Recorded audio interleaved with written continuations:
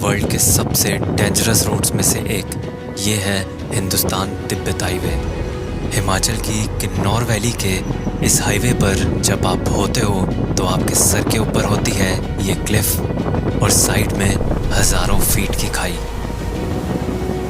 क्योंकि यहाँ के ज़्यादातर पहाड़ मिट्टी से नहीं बल्कि चट्टानों से या इन बड़े बड़े रॉक से बने हैं, इसीलिए इन रोड्स को बनाने के लिए करनी पड़ी हाफ टनलिंग, जो कुछ ऐसी दिखती है। और इस रोड को